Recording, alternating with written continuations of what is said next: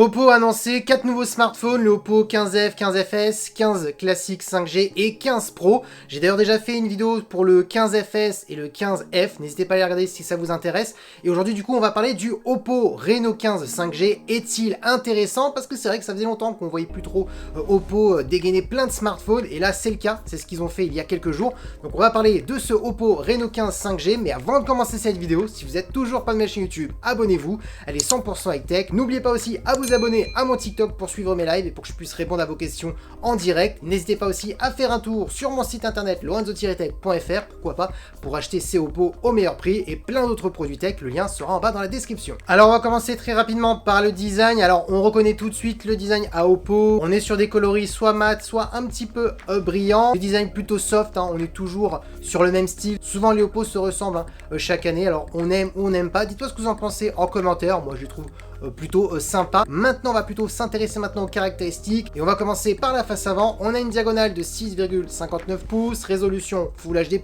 technologie d'écran AMOLED accompagnée par un taux de rafraîchissement de 100 Hz. Attention, pas une dalle LTPO, donc on n'est pas sur un vrai 100 Hz qui peut descendre de 1 Hz et monter jusqu'à 100 Hz, mais en même temps attention, c'est normal pour le prix de ce smartphone que je vous donnerai en fin de vidéo. Ensuite, la luminosité est annoncée à 1200 nits sur ce Oppo. Alors c'est pas l'écran le plus lumineux par rapport au prix et par rapport à la gamme de ce smartphone, mais ça pourra suffire amplement à 90% des gens. En plus, ce qui est pas mal, c'est qu'on a un écran qui est compatible HDR et HDR10+, donc un bon point pour ceux qui aiment bien regarder Netflix, Disney+, pas mal de services SVOD sur son smartphone. Et pour la caméra frontale, on est sur une caméra de 50 mégapixels qui a été vraiment travaillée pour les personnes qui aiment bien faire des photos selfies et des vlogs. Donc on voit que Oppo a mis beaucoup de marketing quand même pour dire que ce smartphone était intéressant pour faire des vlogs, notamment pour toucher un peu une clientèle jeune qui aime bien faire des photos et des vidéos. Du coup tout de suite, au niveau de l'écran, on est sur des caractéristiques plutôt classiques, donc rien d'exceptionnel, mais rien de décevant non plus. Maintenant, parlons de la partie photo, et c'est souvent le point fort de Oppo. Alors, comme je vous ai dit dans mes précédentes vidéos, si vous n'avez pas vu mes vidéos, les 15F et 15FS, c'est pas mal par rapport au prix, mais on n'est pas au niveau de ce Oppo Reno 15 5G, et même par rapport au Pro 5G, vous allez voir tout de suite pourquoi. On a un capteur principal de 50 mégapixels, donc c'est un très bon capteur pour faire des photos principales, c'est pour ça qu'il s'appelle capteur principal.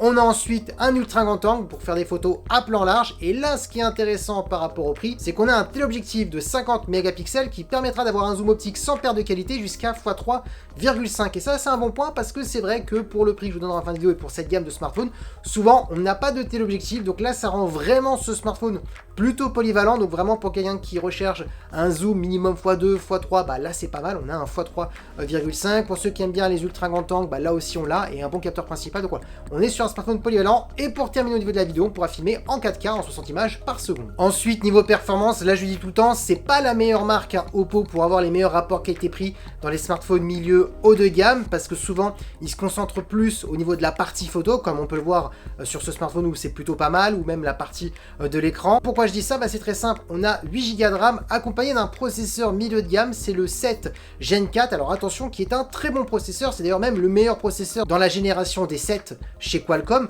Par contre, c'est vrai que pour le prix que je vous donnerai en fin de vidéo, on a un meilleur processeur par rapport à n'importe quelle marque, Xiaomi, Realme, ou je vais pas citer toutes les marques, mais on a souvent des meilleurs processeurs, donc c'est un choix de Oppo. Oppo a préféré plus travailler la partie photo et faire une petite légère concession au niveau du processeur, parce que oui, par rapport à certains prix, on ne peut pas être bon partout, et là c'est vrai qu'ils ont préféré mettre un processeur un petit peu en dessous par rapport à la gamme et au prix que je vous donnerai en fin de vidéo, et plutôt miser sur la partie photo. Ensuite, ce smartphone sera proposé en une seule version en France, du 512 Go, donc ce qui est quand même plutôt pas mal, donc ça laisse pas mal de place. Ensuite, un bon point qu'il faut noter, malgré qu'on est sur un processeur un petit peu inférieur par rapport au prix, eh bien, c'est qu'il possède quand même une grosse batterie de 6500 mAh. Et là, par contre, pour ces gammes de smartphones, même si ça va commencer à arriver, des grosses batteries de 6000 à 6500 voire plus, eh bien on est sur un smartphone qui possède une grosse batterie, on est dans la tendance des grosses batteries, avec une recharge rapide en plus de 80 watts, la marque a annoncé qu'on pouvait recharger son smartphone de 0 à 100 en 50 minutes, donc en moins d'une heure avec une telle grosse batterie, c'est quand même pas mal. Et pour terminer en termes de connectivité, on a de la Wi-Fi 6 et de Bluetooth 5.4.